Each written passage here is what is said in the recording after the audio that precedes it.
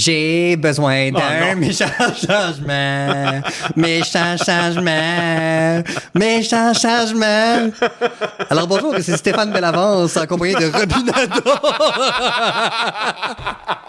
Non! Lâchez-moi! Laissez-moi vivre!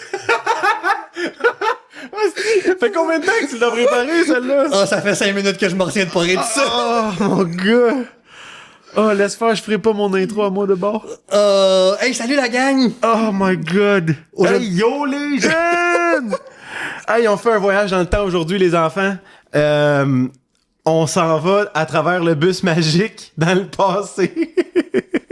On vit de la nostalgie aujourd'hui, tout le monde. On a...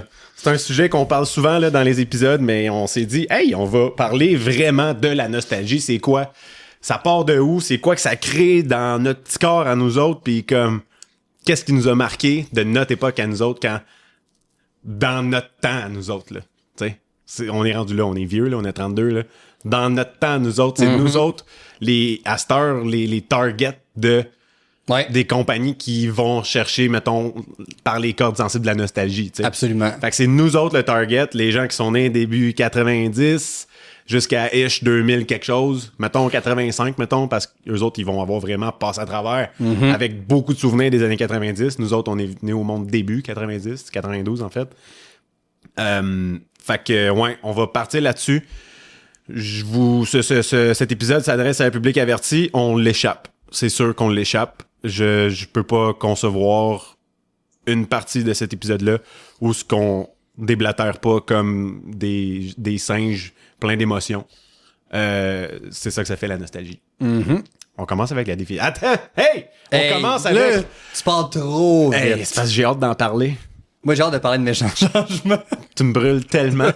Je suis tellement tanné. J'ai tellement hâte d'en parler. Non. Mais garde le punch. Oui, je garde le punch. Évidemment, garde le punch. Hey, j'ai hâte. Ceux qui le savent, mais c'est pas tout le monde qui le sait. Là, mais ceux qui le savent, ils rient déjà dans leur auto. Je viens de donner un énorme punch, par exemple. Aujourd'hui, l'épisode est présenté par de l'eau. Un verre d'eau. 2, en fait. 2 chacun. Un verre chacun. On boit de l'eau. Cette eau, Stéphane, vient de... Lévis. Alors, on salue les... Lévios. Les Lévios. Les Léviathans. Les Léviathans. Et voilà. Santé. Bien à vous.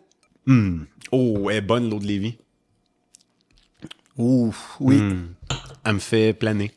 Oh, c'est si bien dit. Fait que... Hey, Steph, parle-moi donc de ça. La nostalgie. Selon le Robert. Ouais. Pas Robert, genre mon père, là. Robert, le dictionnaire. Le dictionnaire. Donc, qu'est-ce qu'il nous dit, petit Bob? Il dit que c'est un regret mélancolique d'une chose, d'un état, d'une existence que l'on a eu ou connu. C'est un désir, de retour dans le passé. Regret mélancolique d'une... C'est la même affaire?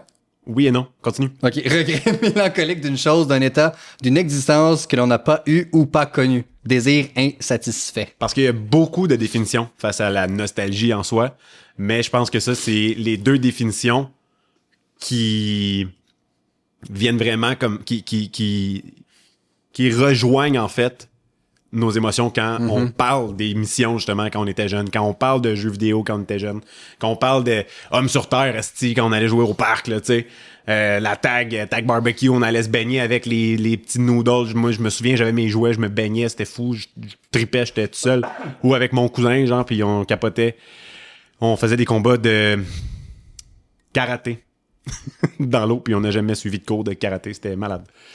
Fait que ça, c'est la définition, les deux définitions principales, mettons, de la nostalgie. Fait que je pense qu'on va juste tomber direct dedans. Ben, il faut. Il y a pas 36 façons. Il y a pas 36 façons de tomber dedans. Fait que ce qui nous a marqué, on a comme un ordre, mettons, de ce qui s'en vient. Fait qu'on va commencer avec des émissions qui nous ont marqué dans notre jeunesse. Puis tu sais, notre jeunesse, on parle des années 90 puis début 2000. Ouais. Parce que passé 2005-2006, on était rendu au secondaire. Puis comme ça s'appliquait un peu moins. Mais comme début secondaire, quand même, il y a des choses qui nous ont marqué, qu'on va en parler justement quand même, là, tu sais. Ouais. Donc, en termes d'émissions, qu'est-ce qui nous a marqué, mon Steph? Il y en a bien. On a des affaires qui nous ont marqué. Il y a du stock. Là, est-ce que je pars, là? Ouais, man. Shoot la liste. Toute la liste. Shoot la liste. Radio Enfer. Go. Dans une galaxie près de chez vous. Malade. Le loup-garou du campus. Quel show. Pokémon. Digimon. Chair de poule. Frisson. Tom and Jerry. Inspecteur Gadget. Hey, c'était hot, cette émission-là. C'était hot, hein? Beyblade. Ouais. Batman. Spider-Man. Justice League. Une grenade avec ça. Faut dire, une grenade avec ça? C'est comme ça. Avec le petit move de tête. Ouais, c'est ça. Méchant changement. Monsieur Net. Buffy the Vampire Slayer. Scooby-Doo. One Tree Hill. Et Smallville. Pour en nommer quelques-uns. Oui, effectivement. Parce qu'il y en a probablement une centaine de plus qu'on n'a pas nommé. Mais je pense que, mettons, qu'on parle des émissions qui ont vraiment ressorti du lot, ça ressemblerait pas mal à ça. On a regardé pas mal de listes là, différentes d'émissions qui ont joué beaucoup dans ces années-là. Autant à Canal Famille, ceux qui se souviennent de Canal Famille. Ouais. Que VRAC TV quand ça a commencé, que Télétoon qui était le poste 34. Ça, je vais m'en souvenir de ma vie, c'était le 34. Puis c'était pas, VRAC TV, c'était pas genre le 16. C'était exactement le 16. Ouais, Météo Média, c'était le 17. Voir qu'on se rappelle de ça. Musique Plus, c'était le 30. Oui. RDS, c'était le 33. RDS, c'était le 33. L'autre affaire de musique, là, c'était le 32. 44, c'était YTV. Ouais. YTV, moi... Canal D, c'était 36. Ouais. C'était pas 35? C'était Z Télé, ça. Ah, Z, je pense que t'as raison. Ouais. Je pense que t'as raison. Mais je me souviens que à YTV, il y avait les meilleurs pubs de jouets. Ils mettaient pas les pubs de jouets à Télétoon. Fait que tu sais, quand je me demandais, on Il y arrivait avait proche de pas le Noël. droit. Probablement à cause de... Ça se peut. C'était des produits américains là, qui montraient là-dedans, puis des G.I. Joe, puis Let's Go, là, des jouets de Transformers, puis des Power Rangers. Ouais, puis inciter l'achat chez un jeune, Ouais, c'est ça. Exact. c'est moins winner, mettons, là. Exact. Parce que c'est payant, là. T'sais, Ben, on s'entend, ton kid, là. il arrive, puis il est comme « Papa, je veux ça, je veux ça, je veux ça. » J'ai vu ça, tu sais. Puis là, ben, pour acheter la paix, il t'achète le jouet. Exact. Tu sais, les jouets de Spider-Man, les petites cannes là, qu'on beurrait Ben les oui. murs. Hey, à l'école, là, on est tellement fait de ça, là. Psst, ah oui. Incroyable. Fait que là, mettons qu'on revient des émissions. Ouais. On va pas parler de chacune des émissions, mais je pense qu'il y en a certaines qu'on n'a pas le choix de parler. Genre Radio Enfer. On n'a pas le choix. On n'a pas le choix. Carl le 4 Charret. Jean-Loup le hot dog Jean du Val. le hot dog. Rapporte-moi-en des hot dogs au chou pis du poulet barbecue. Rapporte-moi-en une bonne pizza pis du lait au chocolat. Ah ouais, Comment tu veux pas, genre, sourire comme un épais quand on tu s'en vas parler rappelle de les Jean-Loup? deux. Tu sais, exact. Hey, le nom d'émission qui m'a fait rire, Jean-Loup, là. Ah, c'est qui était drôle. Avec Jean-Loup Duval, l'affaire est ketchup. L'affaire avec ketchup. Oh my god. Ou quand il raconte une histoire de dépanneur, mais ça a zéro rapport. Puis là, il est comme, là, j'ai dit c'était chip au vinaigre, chip au barbecue, chip au vinaigre, mais comme ça a complètement pas rapport avec l'histoire. Puis genre, tout le monde est comme Jean-Loup, asti, abouti ton histoire, puis lui, il est stické sur ses chips. C'est tellement bon. Il est posé ses chips, regarde. Oh my god. Hey, j'ai tellement aimé ça, cette émission-là. Là. Ah ouais, il a sauvé le monde. Ah, c'est que c'était hot. Dans une galaxie près de chez vous, j'ai appris un fun fact, justement. Par rapport à l'introduction, le texte d'intro. Il y a eu 2 versions différentes du texte d'intro. Pour les 2 premières saisons, c'était une...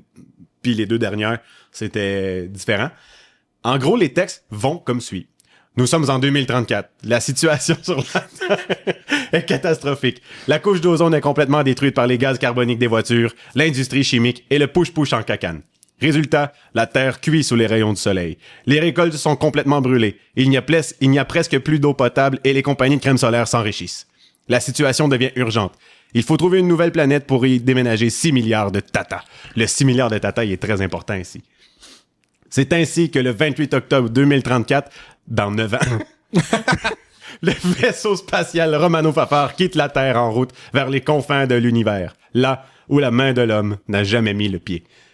À ce petit texte, C'est un crise de bon c'est texte. engravé dans notre mémoire. Ouais. Je veux dire, je pense que je vais mettre ça sur ma tombe. La deuxième version, c'est pareil, presque. Si tu as la Terre se meurt, au lieu de... Nous sommes en 2034. La situation sur la Terre est catastrophique. La couche d'ozone a été complètement détruite par les gaz carboniques des voitures, l'industrie chimique et le push-push en cacane. Résultat, la Terre se meurt sous les rayons du soleil. Il faut donc trouver une nouvelle planète pour déménager 6 milliards de Tata. C'est là la différence. La Fédération planétaire se tourne vers la première puissance mondiale, le Canada. C'est le savoir-faire canadien qui permet l'envoi le 28 octobre 2034 du vaisseau spatial Romano Fafard qui quitte la Terre vers les confins de l'univers, là où la main de l'homme n'a jamais mis le pied. Pam, pam, pam, pam. Ah, man, c'est tellement bon! Non, Brad. Quel show! Honnêtement, je pense que 80% de mon humour vient de cette émission-là. Ah, c'était drôle. C'était d'un ridicule. Mais tout est, justement, too much. Oh! Mais too much parfait. Mais c'était excellent comment c'était bon. C'était tellement épais. L'épisode où ce que fucking Flavien, il apprend que c'est l'élu, genre c'est un extra, il est moitié extraterrestre. Oui. Puis là, puis que là, Brad, il veut juste comme le faire trigger pour qu'il puisse sombrer, genre du côté sombre. Fait que là, C'est tellement con. quand il finit par se fâcher puis qu'il se bat avec, puis il le frappe, le capitaine il arrive et comme ben voyons qu'est-ce qui se passe ici. Puis le Brad il dit regardez capitaine, il me frappe puis je suis même pas fâché. Tu sais, ah si c'était con. Oh, c'est tellement con. Puis je me rappelle, à un moment donné, il accueille un Jedi. Je sais pas si tu te rappelles ça. Puis Bob qui écrit le jet. Le jet Die. Ben oui. Bob Bob qui mange des pogos tout le temps. Tout le temps des pogos, tout le temps le goût de manger, puis il est tout le temps perdu, puis quand il explique quelque chose, il fait de casser. Bob avec cheveux. Ça c'est le film. Ça c'est dans le film, mais c'est dans le film. que c'est bon. On dirait que t'as un chômeur sur la tête. C'est Pétunia qui dit ça. Hey man, mec. C'était bon le film par exemple. Ouais, très bon. Serge. Serge. Je veux dire, Quel personnage. quel personnage fabuleux. L'épisode de la Saint-Jean-Baptiste où ce qui chante du Paul Piché. Puis que ça summon Lucifer, Satan qui débarque dans le vaisseau. Parce qu'il dit « Jouez pas de Paul Piché! » Oh God. Puis c'est-tu dans cette émission-là justement qui parle des Devils du New Jersey pour faire la trappe comme au hockey pour essayer d'emprisonner le démon? Ça me dit vraiment quoi. C'est que c'est con. Hein. L'épisode spécial Noël où ce qu'il chante Mon beau sapin. Oui. Mon beau sapin, mon beau sapin, mon beau sapin. Il fait juste ça tout le temps. Mon beau sapin, mon beau sapin. Genre, il a oublié toutes les paroles. Ah, c'est merveilleux. Les dictons du Incroyable. capitaine Patnaud. Les quoi? Les dictons du Les capitaine dictons du Patnaud. capitaine Patnaud. Pour en dire quelques-uns, la pluie porte de garage. On vend pas la peau de l'ours avant de l'avoir tué. Surtout s'il est pas d'accord avec le prix. Après la pluie, le gazon est mouillé. Ouais, c'est ça. What the fuck? La nuit porte de garage, pas la pluie porte de garage. Après mais c'était tout le temps genre comme un jour a dit le grand Jules César. C'est quoi? Le succès appartient à ceux qui se lèvent tôt parce qu'il reste encore de l'eau chaude. C'est tellement con! Quand il disait là, des gauze. Gauze. Ah, c'est que c'était hot. Quand tout le monde tombait, genre, dans le vaisseau, puis que lui, c'était le seul qui était debout. Direct comme une barre. Le capitaine ben Charles Patnaud et la mission. Tout le monde regarde. Quel show! Si jamais vous l'avez pas vu, je sais même pas si tu l'as vu en fait, ils ont fait une émission commémorative, c'est un peu pour célébrer les 25e anniversaire. OK. C'est sur Crave en fait. C'est l'humoriste Mathieu Pepper qui anime le show parce qu'il a à peu près notre âge, lui, puis il a été autant marqué que nous. Clairement. Dans sa jeunesse. Tu peux parler à n'importe qui a 30 ans aujourd'hui. Puis il a été marqué par... Puis il connaît la quote que j'ai dit tantôt, là. Fait que c'est 3 épisodes qui un peu parlent des débuts de l'émission, comment ça a été comme l'enfer à partir. Ouais. Ce qui a amené jusqu'au film, puis bref, aussi l'annonce qu'ils sont en train d'écrire un 3e film. C'est vrai. À l'heure actuelle. Si vous l'avez pas vu, c'est vraiment, vraiment bon. Je vous le conseille. Nice. Ensuite? Le loup-garou du campus. Ben oui. Ce show-là, man, c'était le show qui était dans les shows de départ à VRAC TV. Je sais pas si tu te souviens, quand VRAC TV a commencé. Quand Canal Famille a fermé, tu sais, il était minuit, je me souviens pas de la date, là, mais je me souviens, j'étais chez ma grand-mère, assis sur le divan, tu sais, je mangeais mes petits chocolats. Puis mes parents étaient dans la cuisine, puis ils parlaient avec ma grand-mère puis mon oncle. Puis je me souviens, je regardais la télé, puis en boucle, c'était parce qu'il y avait plus de Canal Famille, mais comme pendant une semaine, c'était juste les annonces des émissions qui s'en venaient à VRAC TV. Puis là, il y avait l'annonce de Buffy, il y avait l'annonce du Loup-garou du campus, il y avait l'annonce de Réal TV, il y avait l'annonce de, pas Méchant Changement dans ce temps-là, mais il y avait, tu sais, plein d'émissions dans ce style-là. Puis j'étais comme, aïe, c'est hot. Puis le gars, il se transforme en loup-garou. Puis là, quand ça a commencé pour vrai, cette émission-là, my God, c'était bon. Tu sais, on arrivait comme dans l'adolescence un peu. Ouais, ben c'est ça, c'est On y arrivait. le footballeur full cool. Ouais, le capitaine de l'équipe de foot de l'école. Il y a une belle blonde, c'est tout ce qu'on aspire à avoir un peu au début. Avec Rachel Lefebvre. Ouais, effectivement. C'était hot. Elle était là, je pense, la première, la deuxième saison, puis elle a été remplacée. Ben, pas remplacée, Ben, mais son personnage est comme son parti, personnage est parti, il y a eu puis c'était une autre de ses blondes. que je me rappelle plus. Puis Marvin, Marvin. son best friend, Non, c'était Merton. Merton, oui, t'as raison. Merton J. Dingle. Je sais pas pourquoi j'ai Marvin dans la tête, mais qui est le nerd de service. Que son char, c'est un char de service mortuaire. Ouais. C'est vrai. C'est un corbillard. Il conduit un corbillard. Il conduit un corbillard, le Il gars. était tellement weird, mais tellement drôle. Oh, il était incroyable. Genre, il découvre Tommy Dawkins, qui devient un loup-garou. Puis il y avait 2 versions du suit de loup-garou. Je sais pas si tu te souviens. Ouais, il y en a un qui est comme plus poilu. La première saison, c'est comme un loup-garou pubère. Là, Ouais, il est un peu dégueu. Ouais. Hein. Puis après ça, il est vraiment plus défini. Là, Ouais. c'est comme une petite barbichette Ouais. avec des cheveux plus longs.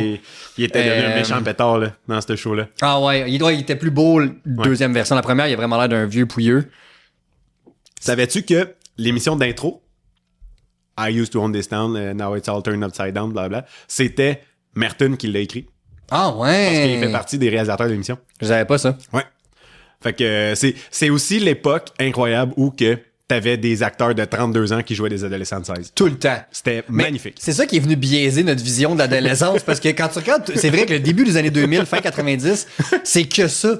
Des acteurs beaucoup trop vus. Puis là, t'es allé justement, t'as genre le jock de 17 ans dans l'émission, qui dans le fond, il y en a 35, qui est genre bâti comme un Il y a bœuf. 2 enfants. C'est ça. Tout arrive. Tu sais, moi, j'étais au secondaire, puis j'étais comme, hi, je suis tout petit, bonjour. C'est comme, qu'est-ce que c'est ça? Mais oui. Puis tu sais, c'était tellement en plus, on va y revenir dans un plus tard que je veux parler, là, mais c'était tellement sexualisé, en plus, l'adolescence, à un niveau, genre, parce que j'ai pas eu cette vie sexuelle-là à cet âge, mais eux autres, c'était Moi non plus, comme, j'étais loin de là. ça avait pas de sens, eux autres, là, je veux dire. Incroyable. Ah, Mais c'était cette époque-là, tu sais. Ah, je me souviens, man, le loup-garou du campus, c'était malade. Les épisodes sont disponibles sur YouTube en français, en plus. Avec la vieille traduction, là. Vieille traduction. Ah ouais. C'était vraiment cool. Moi, j'ai trippé ce show-là. Un autre show, je pense qui a fait tripper les gens, mais comme c'est devenu un phénomène planétaire, c'est probablement parmi les plus gros phénomènes planétaires de toute la liste d'émissions qu'on a ici, là. Pokémon. Comme, Pokémon. je veux dire, Pokémon. Pika, pika, pika. Ça joue encore aujourd'hui. Ouais. T'sais. Puis ils sont rendus à 6000 Pokémon, je sais pas trop, là. Ah, j'ai perdu le compte, ça fait Ben, longtemps. moi aussi, là. là. T'as-tu vu le film de Pokémon? Ben oui, Pokémon 2000. Pokémon 2000. Avec Mewtwo pis tout. Mewtwo. Mewtwo pis... Mewtwo et Mew. Et Mew, c'est ça. Ah, c'était bon, man, ce Ah, film-là. quel film! L'intro, là, comme qui se bat contre le Pokémon éléphant, là, qui Ouais. fait la roue. Oh, man, Le c'était pire, tellement hot. Je l'ai réécouté il y a quoi, 2-3 ans? Parce qu'il est sur Crave, ce film-là. Ah, by the ouais? way. Puis, hey man, ça m'a ramené à une époque, là. Je me rappelle quand j'étais installé, là, avec ma petite VHS, puis je mettais ça, puis je Ouais. tripais ma vie, là. Incroyable, ce Parce film. que c'était comme... Tu sais, l'émission était bonne, mais le film, il était grandiose. là. C'était comme il se ramassait dans une situation que jamais t'aurais vu dans l'émission. Ouais.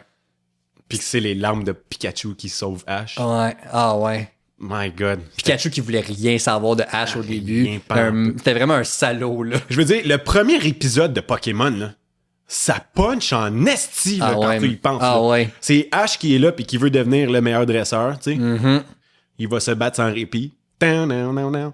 Puis là, il part de chez eux. Puis il rencontre le professeur Oak qui veut y donner son premier Pokémon, tu sais. Puis il est là, puis il le trouve, puis finalement, c'est un Pikachu. Puis là, il veut le remettre dans sa Pokéball, puis là, il veut rien savoir, puis il se bat contre lui, il pogne des chocs, puis il est là, puis il l'abandonne pas, puis il veut l'aimer pareil. Même si Pikachu, il est comme, non, man, je t'haïs. Tu veux juste me contrôler, je serai pas ton esclave, là, tu sais. Puis finalement, il finit par... il se passe de quoi dehors, là, il commence à pleuvoir, il y a une grosse tempête, puis là, il y a plein, j'ai oublié le nom de ce Pokémon-là, mais c'est tous des corbeaux. Mm-hmm. C'est... si je l'avais, c'est pas grave, ça va revenir. Puis il charge, il attaque tout Pikachu. Puis là, Ash, il se met en avant. Non! Fait que là, il protège Pikachu, puis là, lui, il se fait frapper, puis tout, puis là, Pikachu, il se fâche, il sauve Ash de ça. Je veux dire, c'est le premier épisode, Ouais, man. puis c'est le bonding en ce moment. C'est là que entre le les lien deux. se fait entre les deux. Puis, Ouais. c'est que c'était bon. C'était tellement hot. Pokémon, man. Puis là, ben, il y a eu les 2 millions de dérivés, là, mais je veux dire, à la base, c'était le jeu vidéo Ouais. qui ont monté l'émission par rapport à ça. Mais c'est que c'était cool. Ah ouais. Puis le film encore, tu l'as dit, c'était quelque chose. Digimon, Digimon aussi, ça s'en On est peut pas parler un de autre. Pokémon sans parler de Digimon. Digimon, là, je veux dire... C'était le rip-off de Pokémon, on s'entend. 100%, mais si bon. c'était bien fait, pareil. Ouais. T'sais. Assez différent pour que tu t'intéresses au personnage puis Ouais. au concept. Ouais. Puis tu sais ça, j'écoutais religieusement là, tous les épisodes Ah, qui sortaient. c'est hot. Puis là, tu sais, je t'en ai parlé un peu tantôt, mais je me ramène à une époque très lointaine. T'avais un VHS, ça jouait en live à la télé, tu peux pas l'écouter, tu l'enregistrais sur ta cassette. Ouais. Tu reculais ta cassette Ouais. pour écouter ton émission. J'ai fait ça avec toutes les Digimon. Pas vrai? Ouais. Wow, c'est hot. Moi, j'avais le jeu au PlayStation 1. Ah Digimon. ouais? C'était écœurant. Parce que tu commençais avec ton petit Anemone. Ben, tu choisissais, en fait, t'avais comme 3 ou 4, là. Moi, je prenais tout le temps Anemone. Parce que Anemone va finir par devenir Agumon. Qui était le genre de dinosaure jaune, le plus populaire, là. Puis, tu le faisais... Puis là, tu passais à travers tes niveaux. Puis là, t'évoluais ton Digimon, tu sais. C'était vraiment hot. Tu y apprenais, genre, des stratégies. Tu faisais des stratégies de combat avec. Puis là, il fallait que tu pèses C'est sur hot. le bouton Ah, pour c'est qu'il hot. apprenne plus vite. C'était cool. Beyblade.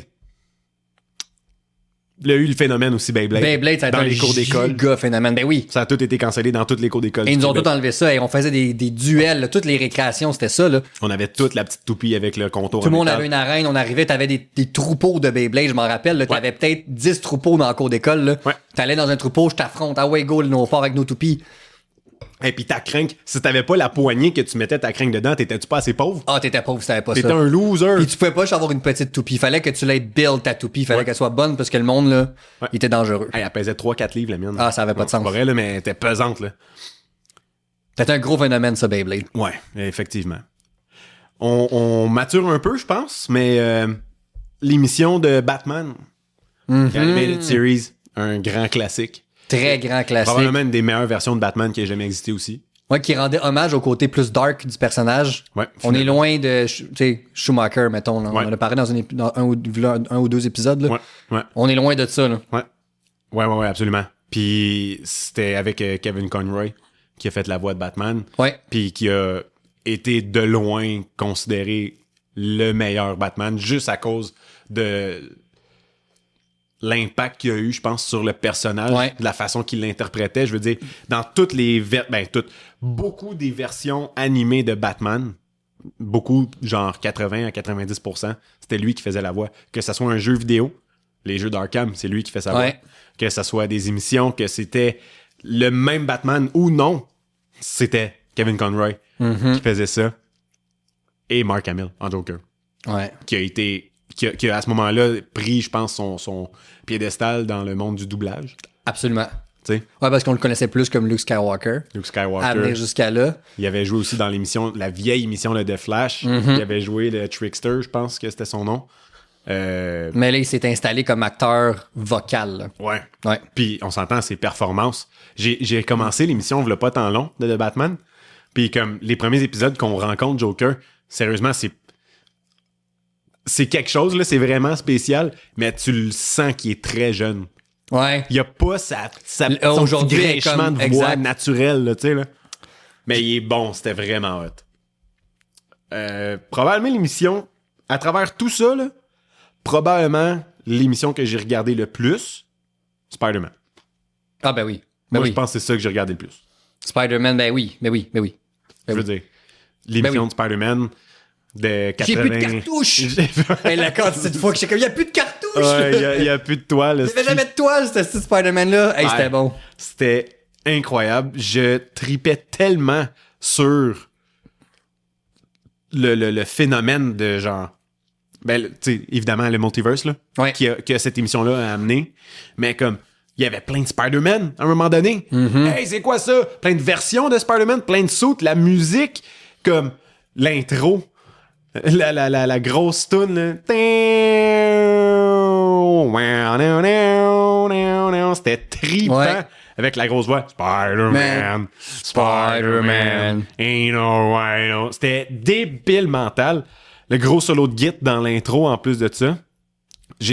En tout cas, je pense que ça serait un euphémisme de dire que c'est la meilleure version de Spider-Man. Ah, puis il y avait aussi le... Moi, je serais enclin à dire oui. Right? C'est la Puis- meilleure version de Spider-Man qu'il y a eu. L'espèce de world building Ouais. qu'il y avait autour de ce Spider-Man-là. Hey, il rencontre C'était- les X-Men dans c'est cette ça. émission-là. Il rencontre les 4 Fantastiques dans cette émission-là. C'était un monde complet. Oui. Un monde uni où est-ce que justement il y a plein de gens impliqués, mais tout est organique et fonctionnel. Il rencontre les Avengers à un moment donné. Ça, c'est puis avant Il fait fucking Marvel. Secret Wars avec ce show-là. Là. Ouais.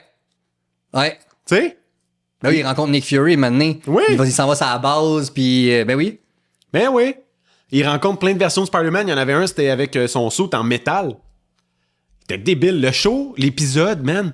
Ben, c'était souvent, en fait, des séries d'épisodes. C'était genre un 3-4 épisodes qui Très parlent souvent. d'un sujet, tu sais. Ouais, très souvent. Ben juste moi, il y en a un qui m'a vraiment marqué, c'est l'arc sur voyons, Morpheus. Oui. Morbius. Hey, j'ai bien de la misère. J'ai comme Morpheus, comme ça marche pas. Je t'écoutais, j'ai comme Morpheus. Mais moi, j'étais comme ça, ça sonne mal dans ma bouche que je viens de dire. Ouais, c'est Morbius. C'est l'arc narratif de Morbius. Comment qu'il devient? C'est tellement hot. C'était tellement hot, là. C'était C'est- vraiment cool, là. C'était dingue. C'était genre le fils où il travaillait pour Fisk. Ouais. Il travaillait pour Fisk, puis Fisk, il s'est passé de quoi, puis le père à Morbius est mort, puis lui, il allait pas s'en sortir, fait que genre, il s'est fait mordre par des chauves-souris, de quoi de même. Ah, c'est que c'était hot. Puis il était handicapé, là, il était dans Ouais. son affaire, genre chaise roulante, là, un peu comme Professeur Xavier. Quel show! Professeur Xavier et X-Men, je veux dire, on peut pas parler d'X-Men. Ouais. Il y a eu X-Men 97 en plus qui est sorti l'année passée. Ouais, qui est la suite de Qui est cette la suite série-là, directe. en fait. Qui fait que j'espère encore qu'ils vont faire une suite au Spider-Man, mais ça, on verra. On continue d'y croire. Mais sérieusement, je veux dire, le show des X-Men, c'était-tu hot, ça? Ben, c'était incroyable, là. T'avais pas plus années 90 que le show des X-Men. Ah, tout était années 90. Puis c'est ça qui était Les cool. palettes de couleurs, Ouais, la musique, Oui. juste juste le son. l'animation, dans le Ouais. sens que, tu sais, c'est très 90. Puis c'est ce que j'ai aimé quand ils ont ramené 97. Ça s'appelle 97, donc certes, ça se passe dans les années 90, mais littéralement, ils ont reproduit textuellement Ce le que look de cette année-là. Ils ont même repris les acteurs Ouais, qui pouvaient. Puis il y en a que tu le vois qui ont l'air, mettons, Rogue. Storm puis Rogue, C'est un peu moins glorieux. Rogue, elle avait clairement un paquet de clubs de trop dans le corps. Là. Un? Peut-être, j'arrondis. Peut-être deux même. Ouais, c'est ça. Mais c'était cool, les X-Men. Il y avait aussi X-Men Evolution. Je sais pas si tu te souviens. C'était plus tard, ça, X-Men Evolution. C'était quand même vraiment hot, ça aussi. Il y avait le show d'une grenade avec ça. Il y a eu certains scandales avec un des acteurs de l'émission. Ouais, qui aimait un peu trop. C'est le téléphone. Le téléphone. Des fois, il y en a des petits. Des fois, il y a... C'est quoi, c'est... Des fois... Des fois, ça dure longtemps. Des fois, juste une minute. C'est le téléphone. Il y en a des très petits, il y en a des très longs. Oh non! Avec Sonia Benezra qui chantait, qui voulait la carrière de Céline. Oh God! Anaïs. La fatigante. La fatigante Anaïs. Comment qu'il s'appelait son chum à lui, à elle? Hey man, je me souviens plus, mais Je me rappelle pas. tabarnak Puis, que c'était weird. on peut ce pas show. oublier Danny Pitt, le Quel gérant le moins compétent de l'histoire de la restauration. Quel homme. Ce show-là aussi, il avait un intro quand même assez remarquable. Là, juste parce que j'y pense, je m'en souviens pas, là. Mais c'était genre le colonel avec sa sauce Ah oui, secrète. le colonel, j'ai moutarde, mais je sais que c'est pas ça dans la tête. Non. Ah oui, on Il s'en fait goûter rappelle. la sauce secrète de son invention. Puis Ouais. l'autre, il disait tout le temps « Dites à ma femme que j'ai pas payé l'hydro. » Puis il meurt. Genre, c'était quoi Ah, de même, c'était là, tellement con. C'était épais. Mais c'était cool, ce show-là. Tu veux-tu l'échapper tout de suite ou tu veux y revenir? Je veux parler d'un autre show avant. OK. Après ça, on va revenir parce que je veux l'échapper, celui-là avec toi. Puis on finit par le meilleur. OK. Lui que je veux parler, toi, t'as moins écouté ça, mais pour moi, ça a défini la fin de mon enfance, le début de mon adolescence pour plusieurs raisons. C'est One Tree Hill. Ouais. Ben, je veux dire, veux pas, je sais que c'était un bon show. Ouais. Moi, Puis- j'ai pas accroché. Surtout les 4 premières saisons qui sont comme la période où ils sont au secondaire. Tu sais, tu réécoutes ça, j'ai réécouté ça il y a peut-être un an, juste par Ah ouais? nostalgie, justement. Ouais. Puis, tu sais, pour elle, c'était bon, là. J'ai réécouté 4 saisons, mais j'étais comme, c'est tellement pas plausible que des jeunes de secondaire vivent le tiers de tout ce qu'ils vivent, là. Ça a même pas de bon sens, là.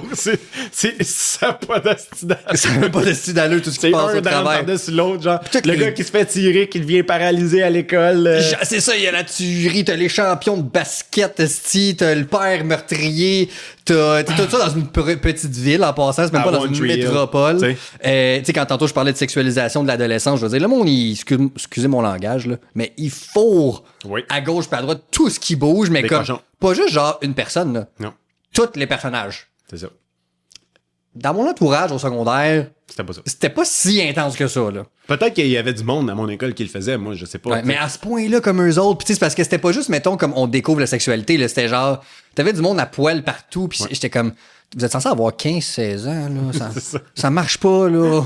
Puis encore une fois, c'était joué par des acteurs qui ont 25 ans, fait qu'ils sont beaucoup trop beaux et vieux. Ils sont tous trop chauds.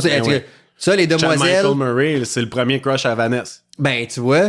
Avec raison, c'est un beau moment. Puis encore aujourd'hui, tu regardes Chad Michael Murray puis James Lafferty, là, les femmes trippent bien gros sur ces deux messieurs-là. Là. Puis même toutes les actrices de cette émission-là, t'as des très belles femmes. Là. Ben oui.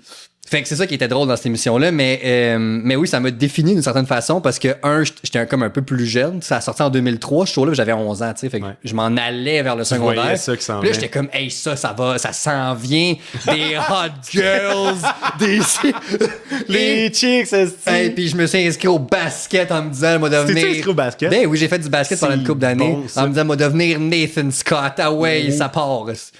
Ça, j'ai pas fait de carrière dans NBA, juste pour que vous l'avez pas compris. Non. Mais, One Tree Hill, ça m'a marqué pour ça.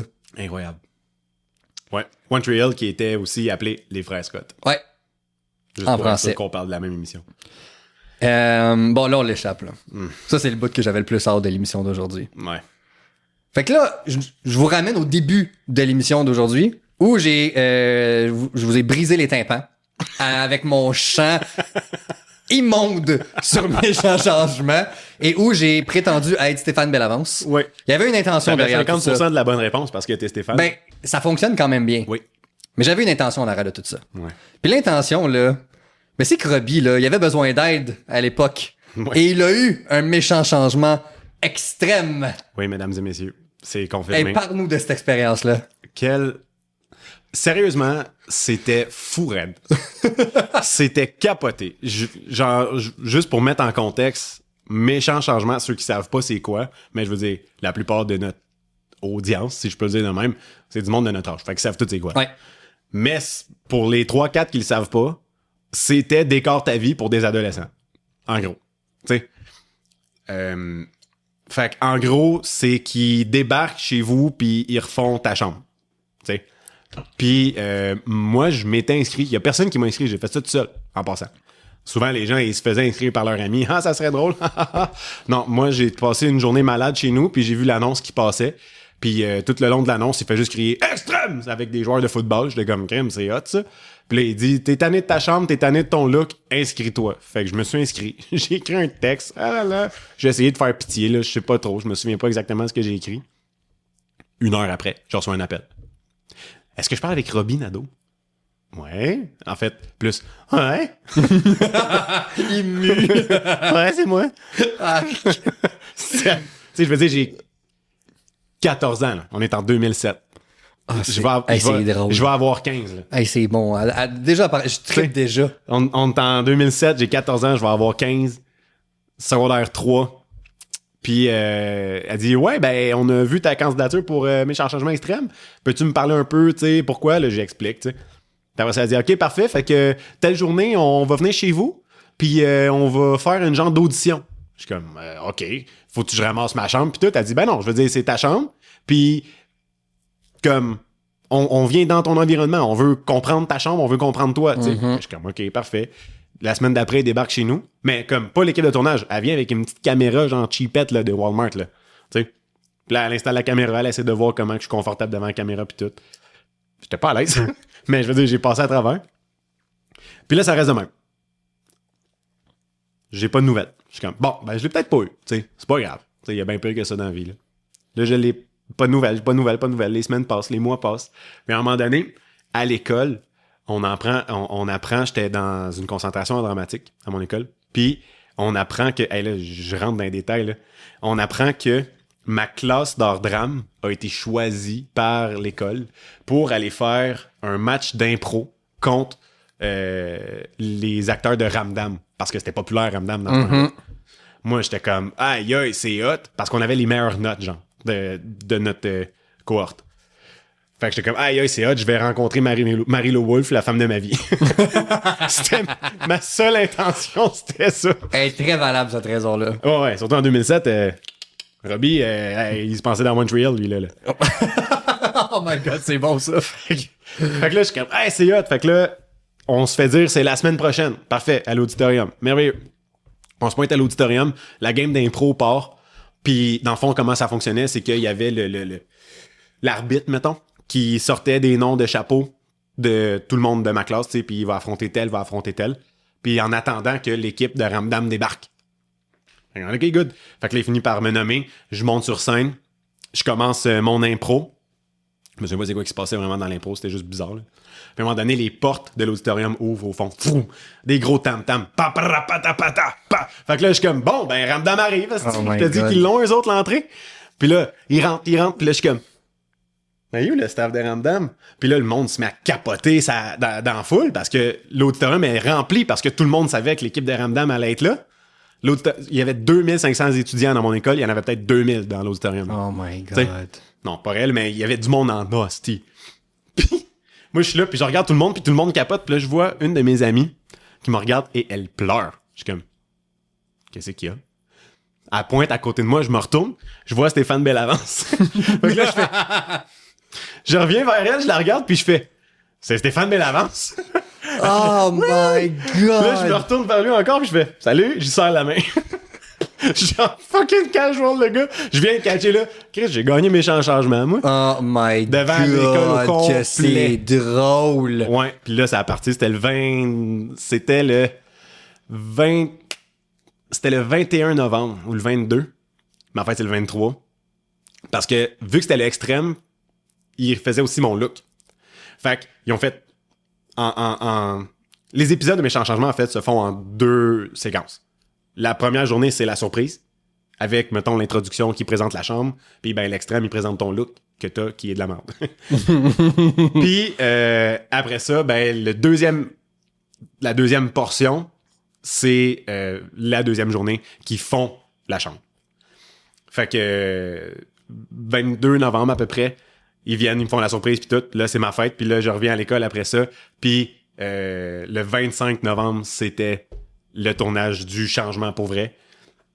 C'était capoté pour vrai comme journée, là. Tu sais, quand tu y penses, là, un adolescent de 16 ans, 17 ans, là, de 15 ans, là, qui est comme, ouais, là, je m'en vais pas à l'école parce que je m'en vais passer à la télé.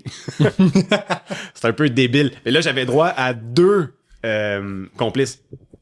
Parce que j'avais ma chambre. Ah, je me rappelle de cette affaire-là des complices. Et mon look. Tu sais. C'était qui? Mon ami Danny puis mon cousin Joe. OK. Puis, je voulais avoir Oli comme complice, mais je pouvais pas parce qu'il était membre de l'UDA à ce moment-là. Fait que vu qu'il était membre de l'UDA, s'il passait à la télé, il fallait qu'il le paye. Puis il y avait définitivement pas d'argent pour le payer. On s'entend. Tout allait dans les trucs du pro. Tout est dans le cash. Truc de pro. Avec GF. GF qui d'ailleurs est vraiment cool comme gars. Nice. Parce que, à mon souvenir, là, il était vraiment cool. Bref, fait que là, la journée passe pis tout, pis là, je fais faire mon look au salon de coiffeur pas loin à Mascouche, là, tu sais. C'était bizarre. Mais c'était le fun. On est allé manger, le souper a été payé par l'équipe de tournage au complet. Du Saint-Tube? Non, on est allé... comment ça s'appelait? Je me souviens pas comment ça s'appelait, mais c'était un genre de... Le logo, c'était une tomate. En tout cas, je me souviens pas. Mais c'était bon. C'est des pâtes. Puis est-ce que t'avais aimé ton look puis ta chambre? Ouais. Ouais, pour vrai, je trouvais ça cool. C'est juste que c'était fucking bizarre parce que ils ont changé mon look, ils m'ont mis fucking emo. Je ressemblais à Pete Wentz, le bassiste de Fall Out Boy, je ressemblais à lui. Là. T'es genre le gars le moins emo de la Terre. Non, mais je veux dire, j'ai eu mes moments sombres. Là. Oh, oui, mais... certes. Mais c'est pas ça que je dis, là. Mais ce que je veux dire, c'est que te voir en emo, on dirait que ça fit pas. Non. Ben, c'est ça. Ça fait partie de la vie. Ouais. Mais c'est parce que l'affaire, c'est que, tu sais, il me demandait c'était quoi qui me faisait triper dans la vie. Puis là, évidemment, j'ai parlé de musique, tu sais. Fait que là, j'ai parlé de musique, j'ai parlé de band de rock, puis j'ai jamais parlé de Fall Out Boy, là, dans les bands que je trippe. J'ai parlé de Led Zeppelin, d'ACDC, de Deep Purple, puis de Rush. Puis ils m'ont habillé en Pete Wentz. Hey, c'est drôle. C'est tout ce qu'ils savaient. On va aller avec ça. Ah, ouais, avec ça, c'est ça qui est hip. Tu sais. Puis là, belle avance, ils t'annoncent ça. Puis là, en fait, ils ont teint mes cheveux en noir, hein. Hey, j'ai tellement hâte En de voir passant, cette cassette. ils ont teint mes cheveux en noir. J'avais des pantalons skinny avec un chandail carotté, rouge et noir. Puis ma chambre était super foncée. J'avais dans mon coin, j'avais une genre de toile d'araignée de Spider-Man parce que j'ai dit que je tripais sur Spider-Man. C'est drôle. Fait qu'avec des cordes, ils ont fait ça. Puis, tu veux-tu un petit fun fact par rapport à Méchant Changement? Oui. D'habitude, dans les épisodes, jusqu'à ce moment-là, peut-être que par après, ça a changé, là. Mais à ce moment-là, normalement, il y avait seulement une caméra pour le tournage de la journée. Fait que ce qu'il faisait, quand il faisait le dévoilement de la chambre, il disait au kid, OK, go, vas-y. Le kid prend son élan, il coupe, il enlève le petit papier, le kid regarde pas dans sa chambre, la caméra traverse l'autre côté, Ah, puis après ça, le ouais. kid reprend son élan, puis il traverse. Mais là, moi, vu qu'il y avait 2 caméras, ils ont pu se permettre d'en mettre une dans la chambre puis l'autre dans le couloir pour faire tout d'une séquence. Fait que Ce qui est beaucoup plus optimal entre toi et moi. beaucoup Là. plus optimal puis beaucoup plus authentique dans la réaction. On s'entend. T'sais. Là. Fait que c'est le fun fact que j'ai par rapport à Méchant Changement, mis à part le fait que oui, j'ai participé à Méchant Changement extrême, le premier. Il y a eu 2 Méchants Changements extrêmes, un gars puis une fille, puis moi je suis le gars. C'est quand même hilarant. Puis oui, c'est hilarant. Moi, je trouve ça vraiment drôle. Puis l'épisode a roulé vraiment trop longtemps dans sur les ondes. Ah, sûrement pas assez, en fait. Non, c'est assez. Je veux dire, ça a non, duré non, quasiment 10 ans. Là. Ça peut pas être assez. Yo, de je te travaillais voir chez tout le Vidéotron au Carrefour Laval, puis à un moment donné, je reçois un message sur Facebook. Genre, ça fait, à ce moment-là, ça fait quasiment 10 ans, là. Tu sais, je reçois un message sur Facebook. Hey, ton épisode est à la télé. Je suis comme, encore? Là, je mets ça au 16, je mets ça avec TV, puis Chris, c'est moi. Ah, c'est bon. Fuck, man. Moi, j'ai un message à lancer. Vanessa trouve la cassette. Je veux voir. Je sais exactement. C'est où? Je sais exactement où. Attends, là, ça fait des années qu'on est amis. Ouais. Et tu m'as jamais. Je débarque pas chez le monde en disant salut, je m'appelle Robbie, j'ai fait de méchants changements. Ouais, mais on en a déjà parlé dans plusieurs soirées Ben oui. de ce fun fact-là. Et J'ai jamais. Non. J'étais souvent chez vous, là. Oui. Tu m'as jamais sorti la dite cassette. Ben, ok, next time que je vais chez vous, je veux voir le DVD. Je vais te montrer le DVD.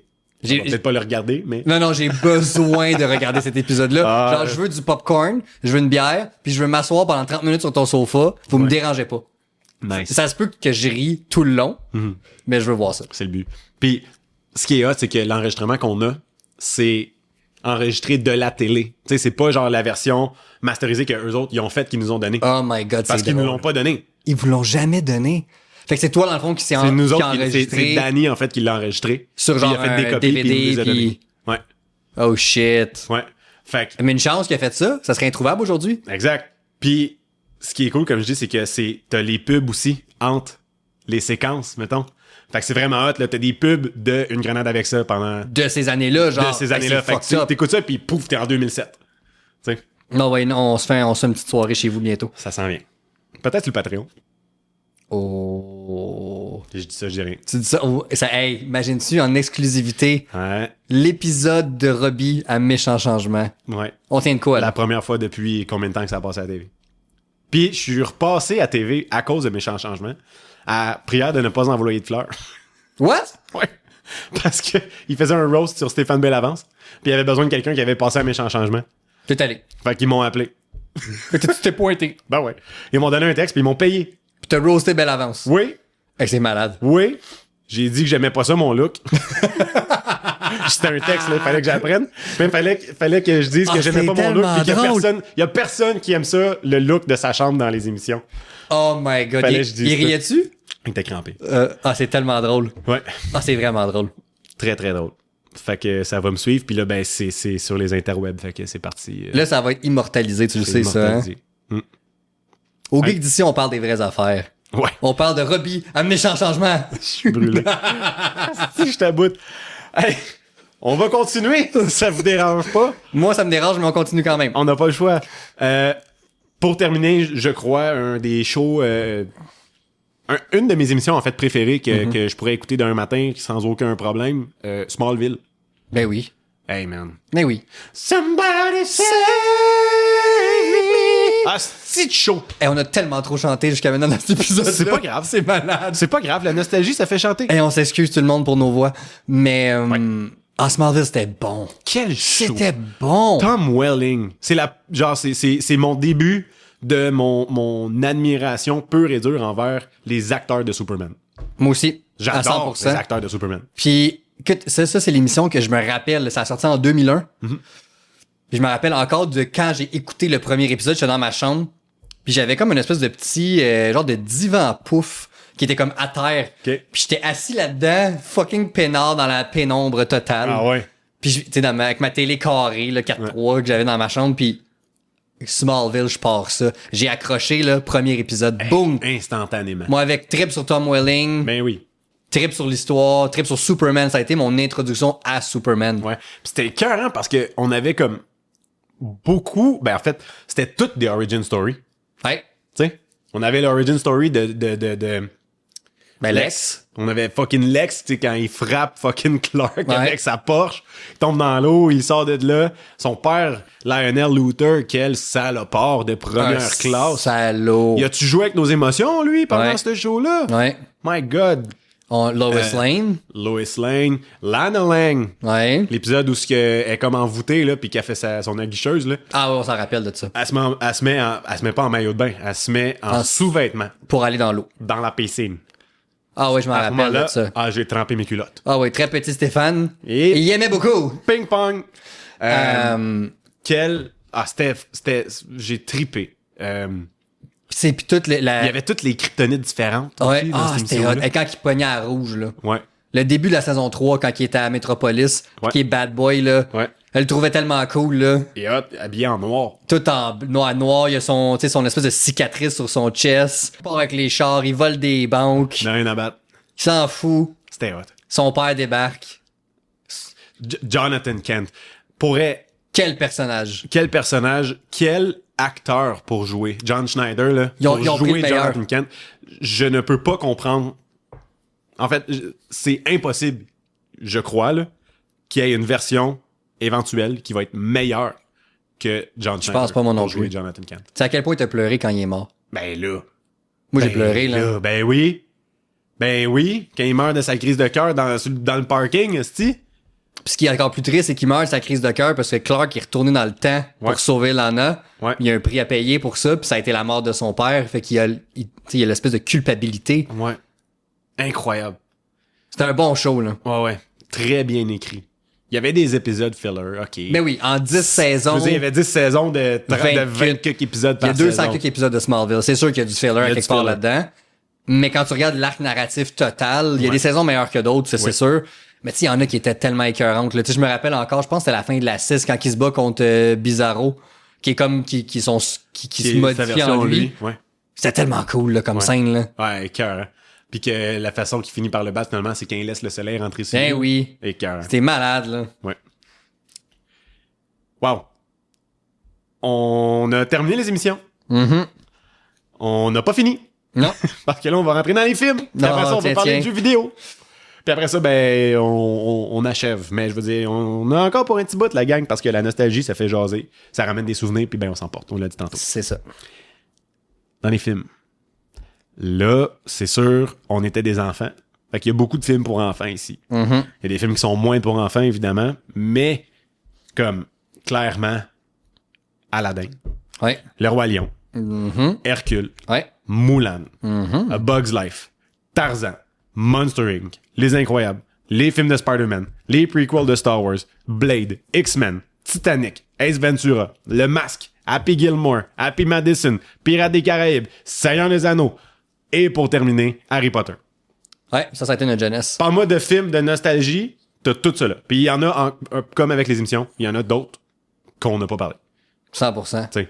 Home Alone, on l'a pas nommé. Home Alone, J'ai on l'a d'avoir pas un nommé. flash parce que ça Ben oui. ça m'a marqué. Ouais. Jumanji, on l'a pas nommé. Il y en a non plein, plus. là. Je veux dire, Il y a pas de tous finalité les à films ça. de Robin Williams, là, tu sais. Ah, mon Dieu, oui. Hook. Mais oui, Hook. Mais oui, Hook. Ben oui, Hook. Voilà. Fait que, un peu comme la liste juste au-dessus, on va parler, mettons, de ce qui a ressorti le plus pour nous autres. Je sais pas toi, mais moi, Aladdin, Les Nuits d'Arabie, Puis tu parles de Robin Williams. Puis tu parles de Robin Williams en plus. C'est qui le génie là-dedans? C'est Robin Williams. Mais oui. Justement. Tu sais, quelle performance de Robin Williams, d'ailleurs. Ouais. Tu sais, même si j'ai regardé tous ces films-là, les premières fois que je les ai regardés, puis pendant des années, c'était en français. Là, mais genre, je suis 100% conscient que Robin Williams, c'est le show dans le film d'Aladin. À 125%. T'sais. Comme dans beaucoup de films qu'il a fait. Oui. Mais Ah! il est incroyable là-dedans. Caroline, que j'ai aimé le film d'Aladin. Il fait partie... Tu sais, moi, quand j'étais jeune, là, justement, là, les films que je jouais en boucle, j'en terminais un, je partais l'autre, mettons, là. C'était Aladin, Le Roi Lion, Hercule, puis Tarzan. Ces 4 films-là jouaient constamment. Voilà. Des fois, je regardais Le Roi Lion 3 fois de suite, mais ça, c'est d'autres choses. Ça, on n'en parle pas trop fort. Ouais. Fait que Aladin, c'était bon. La musique dans ce film-là, on le dit souvent que la musique a un rôle important, mais comme faites place au Prince Ali, ça punch. Ben, toutes les chansons de ces films-là, ils punchent. Ouais. Des films pour enfants, là, je parle. Ouais. Ben, Le Roi Lion, je veux dire. Ouais, c'est ça. L'histoire de la vie. Come on. Celle-là, je la chanterai pas, là. Parce que je veux pas non plus faire peur aux gens. Hakuna Matata. Ouais, c'est ça. Mais je veux dire, c'est pas impossible, mais c'est vraiment difficile de regarder ces films-là sans, premièrement, pleurer. Deuxièmement, chanter toutes les chansons. Absolument. C'est C'est vraiment difficile de pas les chanter parce que, je veux dire, tu revis le moment, là. T'sais. On parlait tantôt de la nostalgie, puis il y a de quoi de triste dans la nostalgie parce que ça nous rappelle une époque. T'sais. Puis je te disais ça tantôt, moi, quand je pense à ces films-là, quand je regarde ces films-là, ben, ça me ramène instantanément à Ticu de 8 ans. Ben oui. T'sais. Robbie de 6-7 ans là, qui est là, puis qui met son film, puis qui le recule, puis qui le repart, puis il trippe, puis il est juste... Puis là, je me souviens que dans ce temps-là, il n'y avait pas vraiment de problème. Peu importe comment ma vie était à ce moment-là. Ouais, exact. Il n'y en avait pas vraiment de problème, c'était pas dur. Fallait juste pas que je me chie dans les culottes puis que je me rende à l'école en 2 morceaux. Là. C'était à peu près ça, ma vie. Ouais. Je revenais, je mangeais mon Kraft Dinner ballonné, merci, bonsoir. Tout allait bien. Miam miam. Mes Pop-Tarts pis tout, tu sais. Oh mon Dieu, des Pop-Tarts. Ouais, des Pop-Tarts! Tu sais, fait que c'est sûr que ça me ramène puis ça vient me chercher, mais c'est parce que c'est tellement une époque que je pourrais plus jamais vivre. Ben non, c'est ça la nostalgie, en fait. Tu sais. Puis dans une couple d'années, on va repenser à Endgame. Ben déjà là, on repense à Endgame avec de la nostalgie. Ouais, puis attends, le Endgame a juste 6 ans. C'est ça. Donne-y un autre 6-7 ans. Exact. Oublie ça, là. Puis ce que je remarque aussi, c'est que depuis ces moments-là, il y a beaucoup de films, il y a beaucoup de contenu, il y a beaucoup de médias qui essaient de reproduire tout ça, tu sais. Ben oui. Ils s'inspirent, on parle pas des remakes, là, mais ils s'inspirent, mettons, des effets que ces films-là ont eu. Ils mettent plein de tunes, ils mettent plein de couleurs. Mais comme, il y a de quoi de particulier. Parce que pour moi, puis probablement pour beaucoup de gens de notre génération, il y a de quoi d'unique dans la texture de ces médias-là. Autant les films, les jeux que les séries. Ben oui, absolument. Ben c'est une époque, en fait, c'est une capsule. T'sais, le son de cette époque-là, il est précis, là, tu sais. C'est vraiment fucked up. Le Roi Lion, je veux dire, on a fait les éloges combien de fois de ce film-là? Ah oui, absolument. Puis on n'a pas fini. Là. Très, très souvent, puis c'est ça. Puis ils les méritent tous. Ils méritent toutes les éloges. Le film d'Hercule, je veux dire, c'est quoi être un héros? C'est Hercule. Ouais. Tu sais, c'est exactement ça. De zéro à héros. C'est extra. Moulin, qui est une excellente histoire. Ouais. Tu sais, de la fille qui veut juste comme rendre honneur à son père. Elle veut s'émanciper. Qui s'en va dans la guerre. Puis tu sais, comme les femmes en Chine de cette époque-là oublient ça dans la guerre. Tu sais. Puis là, il va, tu sais, I'll make a man out of you. Yo, c'est cool cette tune-là. Les chansons de Moulin sont vraiment bonnes. Tarzan, je veux dire, combien de fois j'ai dit que je me liquifie sur le film de Tarzan? C'est clair. Ben oui, à chaque fois qu'on en parle. C'est clair. T'sais. Là, j'ai dans mon char, je m'en ai travaillé la semaine passée. J'ai mis la soundtrack de Tarzan, j'ai broyé. Ben voilà. Jusqu'à la job. Ben, je respecte ça, moi. C'est cave. Non, c'est pas cave. C'est n'importe quoi. Monster Inc. Hey, ce film-là, c'était quelque chose, hein? Ah, c'était-tu bon? C'était vraiment hot. Comme c'était un des premiers d'animation dans ce style-là, je pense. C'est pas le premier. Non, mais le premier, en fait, c'était Toy Story. Ah, exact. On l'a même pas mis dans la liste, Toy Story. On l'a pas mis dans la liste, effectivement. Je veux dire, voyons donc, c'est un des meilleurs films d'animation de l'histoire. Ah, ben, les 3 premiers. Mais oui, le premier. Le premier en qui soi. Vient déterminer un peu la suite de tout le reste. Puis c'est le premier film en animation CGI, là, vraiment, fait 100% à l'ordi. Monster Inc. est venu perfectionner la technique. Incroyable. Avec Boo.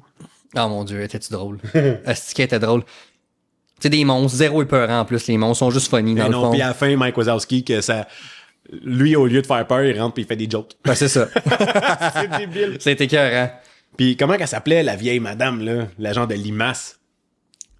Quand elle dit « Je vous ai à l'œil, Wazowski! » Oh mon Dieu, oui, je m'en rappelle de ça. J'ai oublié son nom, bref. C'était bon. Les Incroyables. Écoute, c'est un chef-d'œuvre, là. C'est un chef-d'œuvre. Je sais pas quoi dire de plus sur ce film-là que Autant c'est un en chef-d'œuvre. termes de films d'animation Mais de film. que de films de super-héros, que de films, c'est un masterpiece dans toutes ces catégories. 100%. Genre, on doit s'inspirer absolument de ce film-là pour faire des bons films de super-héros. Ouais. My God, c'est bon. Ah ouais. Spider-Man. Spider-Man. Spider-Man. Tu Tu sais, sais, comme, Toby a permis de mettre Spider-Man à l'écran. Là. voilà. C'est clair. C'est ça. C'est avec la musique de Danny Elfman là-dedans. Ah! J'en ai parlé dans un épisode l'année passée, je pense. Quand on parlait des musiques de films de super-héros, Danny Elfman, son thème de Spider-Man C'est la meilleure version de Spider-Man. dans les meilleurs. Il n'y a aucun thème de Spider-Man qui la cote. Absolument pas. Ça Même part, le là. classique de Spider-Man, ça n'a rien à voir. Ça part, je m'essaye encore de monter ces murs. Là. Ouais. Est-ce que ça marche? Non, mais c'est Peu de succès jusqu'à maintenant, jusqu'à je vous dirais. date, c'est 0 en 200. 200 000. Mais à chaque fois que je vois une araignée, j'ai espoir. Viens ici! J'ai espoir, la gang. Les prequels de Star Wars aussi, je veux dire, on s'entend que Spider-Man puis les prequels de Star Wars font partie de 2 des 3 raisons pourquoi on a notre podcast aujourd'hui. Ben oui, parce qu'on en parlait tout le temps. On en parle tout le temps, tu sais. Puis on a parlé beaucoup de Star Wars dernièrement parce qu'on était comme dans le mois de Star Wars, Ouais, mettons, la fait- semaine dernièrement. Voilà. Fait que on le sait, c'est clair, on aime beaucoup Star Wars. On s'éternisera pas là-dessus. Le phénomène Titanic, parle-moi donc de ça. T'es Titanic. La grosse Annick. Ah, sacrifice.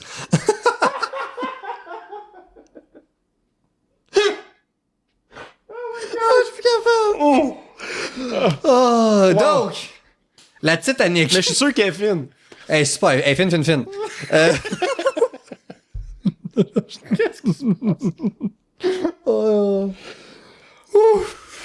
Oui, vas-y. Oui, phénomène. Oui. On retourne en 97. James Cameron. James Cameron, il fait un pari. Il pogne un triple. Il va voir les propriétaires du studio 20th Century Fox avec une peinture du Titanic. Je sais pas si tu savais cette histoire-là. Non. Puis son pitch de vente, et je te niaise pas, ça a été « Je veux faire Roméo et Juliette sur ce bateau-là Pas vrai. ». Ils ont fait « Alright! Fuck off. » C'est le même qui a vendu son film. Hein? Ouais. Puis le gars avant ça, il avait fait Alien. Alien puis Terminator. Ça n'a pas rapport Puis pas genre à tout. The Abyss. Et oui, avec certains films qui touchaient pas à l'horreur de science-fiction, on va dire. Oui. Mais je veux dire, il avait pas fait de film d'amour, là. Mais non. Pas pantoute. Zéro. Puis en plus, là, t'as le côté amour, oui, mais t'as aussi le drame historique. Faut quand même que tu racontes une histoire qui L'histoire s'est du bateau. réellement passée. Oui. Lui, il s'est dit, écoute, va aller le voir, ce bateau-là. On va aller checker ça. Il est allé en dessous de l'eau, esti. C'est vrai? Hein? Wow. C'est un des plus grands explorateurs marins, à part le fait d'être un cinéaste. Là. Ah. Ouais. Je savais pas ça. Puis il est allé plusieurs fois voyons, voir le paquebot. Ben, Le navire. non, mais c'est quoi, il y a un mot pour ça. Un bateau qui est échoué dans le fond de l'eau. En anglais, c'est un wreckage. Ah. Un épave. Un épave. L'épave du bateau. Oui. Ben, Ah ouais, il est allé le voir souvent. t'es allé le voir C'est genre souvent? un abonnement, là. Ah, ben, quasiment. Crime. Puis même qu'au début du film, quand t'as la séquence, où est-ce qu'il se promène, t'as des plans qui sont réels, mélangés à des plans reproduits en piscine, dans le fond. C'est quand ils se mettent à jouer avec les affaires, ça, c'est clairement faux. Évidemment. Mais mettons, la première fois que tu vois vraiment là, comme le devant du bateau, c'est un vrai plan du vrai Titanic en dessous de l'eau. Incroyable. Puis ce film-là a coûté excessivement cher, 200 millions à l'époque. Wow, c'est beaucoup. Et personne s'attendait au succès que ça allait donner. Mais non, mais c'était un film de 4 heures. 3h30, genre, ouais. Ouais. Puis le Il film... était en 2 cassettes. Ouais, ça, je me rappelle. Encore à ce jour, quand je l'écoute, mettons, en numérique, là, Je me souviens de la grosse boîte. je me rappelle où c'est que ça coupe. Puis le film a fait un succès monstre. Personne s'attendait à ça. En 97, il a été le premier film à traverser la barre des 1 milliard de dollars de recettes. Tout le monde allait voir Titanic dans cette époque-là. Moi, je me rappelle là, de la sortie de mes parents avec leurs amis. Ah ouais. Puis moi, je me faisais garder par ma grand-mère parce que je pouvais pas aller le voir. Ben oui. Puis tu sais, je me rappelle encore qu'il arrivait. Ma mère est encore en pleurs quand elle arrive du film. Ah non, mais c'est un hostie de film, là. Puis je me rappelle quand il a sorti la fameuse grosse double cassette que tu parles, et c'était une soirée, là, j'ai pu regarder Titanic. Incroyable. Bon, le petit jeune en moi aimait beaucoup plus la deuxième cassette quand il y avait de l'action puis le bateau coulait. Oui. Aujourd'hui, j'apprécie plus le film dans son ensemble. Oui. Mais Titanic, je pense que c'est littéralement un emblème des années 90 et de notre jeunesse. Absolument. C'est un film aussi qui a permis à la grande Céline Dion de monter à un niveau qui n'a jamais redescendu. Ben, absolument. T'sais, elle était déjà énorme, tu sais, mettons. Mais je veux dire, elle a fait partie du plus grand film de l'histoire à cette époque-là. Ouais. Comme en termes de voix, mettons, de la musique. Ouais. Céline. Ouais. Puis après ça, dans les années 90 aussi, fut l'émergence du grand Jim Carrey avec 3 films qui a sorti, un à la suite de l'autre. Petit fun fact par rapport à ça. Dans le document Andy and Me, t'as-tu vu ce documentaire Andy and Me sur Netflix? Non, je l'ai pas regardé. C'est très bon. C'est Jim Carrey, dans le fond, qui parle de quand il a fait, je pense que c'est un de ses premiers films, c'était sur la vie de Andy. J'ai oublié son nom de famille, c'est un humoriste. Puis il reproduisait lui, puis il a comme, dans son méthode d'acting, il est devenu tellement intense qu'il a complètement décroché de Jim Carrey. C'est devenu juste Andy. Pendant tout le tournage. C'est fou, hein? Ouais. Au point tel que il amenait des membres de la famille de Andy sur le plateau, puis il voyait Jim, puis il était comme, non, c'est Andy. Hey, c'est weird. C'est fucké, C'est là. weird, là. C'est fucké, là. Puis quand il a fini le film et tout, bon, Jim Carrey avait commencé son nom à ce moment-là, puis là, il était assis sur le bord de la plage à un moment donné, puis là, il a fait comme, wow, ma vie, elle prend un tournant que, genre, c'est assez intense, tu sais. Fait que là, il a pris un rendez-vous avec une voyante. Il est allé voir une voyante, puis elle a dit, tu vas faire 3 films qui vont te mettre sur un piédestal que tu ne pourras plus jamais redescendre et que personne ne pourra jamais atteindre. Les 3 films qu'il a fait par la suite, Ace Ventura, Le Masque, Dumb and Dumber. Boom! Jim Carrey est devenu comme dans la stratosphère, là. Ben oui, star planétaire. Il y a personne au monde présentement, je crois encore aujourd'hui, là, qui est drôle comme Jim Carrey. Il est hilarant. Qui a eu un impact sur les films et l'humour comme Jim Carrey l'a eu. Ouais, puis il a ramené un peu le slapstick. Ouais. Puis ça se faisait là, déjà, tu avais Mr. Bean, mettons, t'en avais d'autres, mais Jim Carrey a amené ça à un niveau, on dirait, que c'était rendu ça le type d'humour recherché. Exact. Puis là, ben, il y a tellement de monde qui ont essayé de faire du Jim Carrey. Mais tu peux pas reproduire. Comment tu peux reproduire les faces qu'il fait? Faut que tu aies un contrôle parfait de ton visage. Là. Essaye juste de faire les gestes qu'il fait en permanence et de garder ton sérieux et de continuer de parler. Ouais. Il y arrive. Là. Moi, c'est un de mes idoles, ce gars-là. J'admire tellement ce gars-là. Moi, ce que j'admire, c'est, tu sais, j'ai écouté beaucoup d'entrevues hors film, mettons, parce que on le connaît comme étant un méchant bouffon, là. Puis, tu sais, ce gars-là a fait une dure dépression, il a eu rough. Puis il en parle très ouvertement de son processus de guérison, mais de comment tu peux tomber creux dans ta tête, malgré le fait que le gars a fait rire des milliers de personnes. Ouais. Un peu comme Robert Williams, en fait. Ben oui.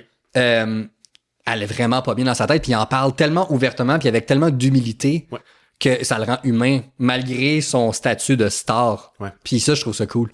Mais c'est le roi du I don't give a flying fuck. Ah non, c'est... Il se présente... T'as-tu vu le bout? c'est... Tout ce qui se présente c'est-tu aux Oscars, man? Ou c'est aux Golden Globes? Je sais pas trop, man.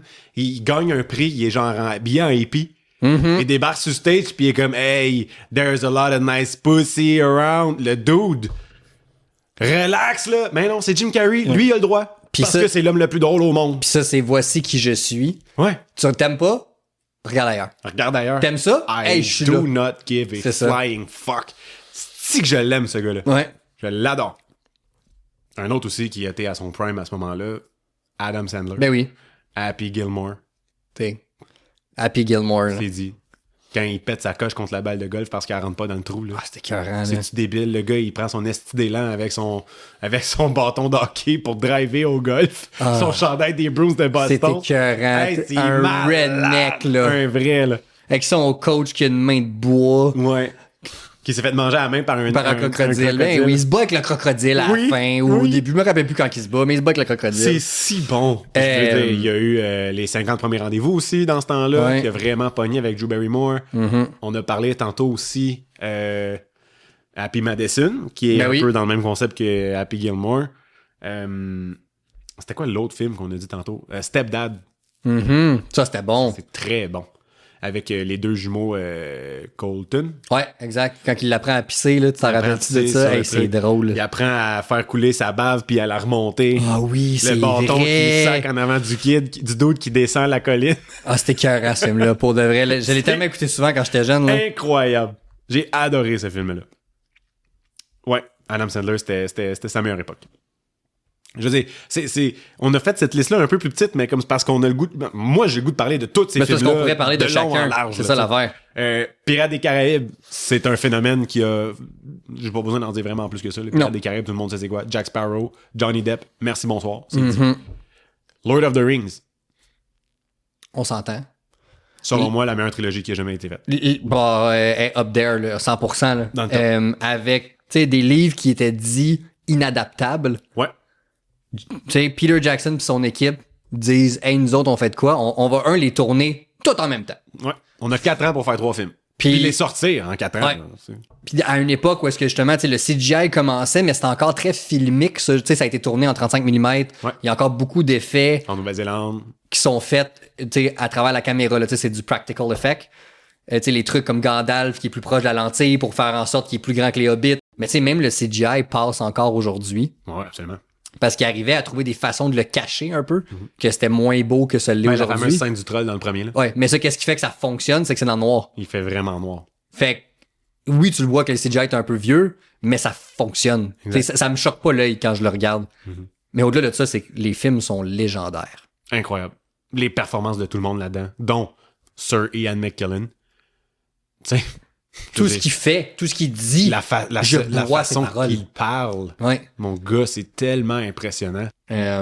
Puis on va finir avec quelque chose qui a littéralement bercé ma jeunesse, mon début d'adolescence. J'ai grandi avec ces personnages et ces acteurs-là. Harry Potter. Voilà. Harry Potter. J'avais 9 ans. Surtout les 3 premiers.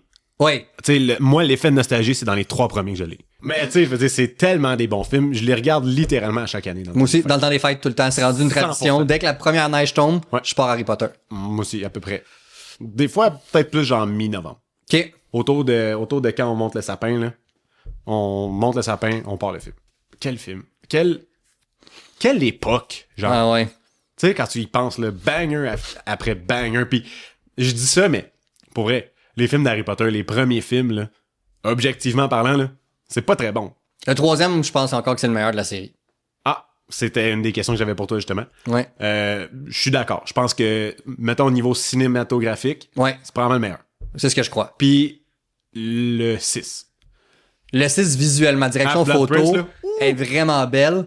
Mais je te dirais que j'aime beaucoup côté réalisation. Deathly Hallows Part 1. OK. Le stress. Ouais. Il y a quelque chose de différent parce que dans tout ils sont pas à l'école. Non. Fait que le film est tourné différemment. Ouais. Puis ça, j'ai bien aimé ça. Je comprends. Mais hey, la game d'échecs dans le premier film, là, ça, c'est du stress. Pur et dur. Ben là. Moi, à ce moment-là, de 9 ans, 10 ans, là, je filais pas. Tyrone qui veut se sacrifier, là, c'est non.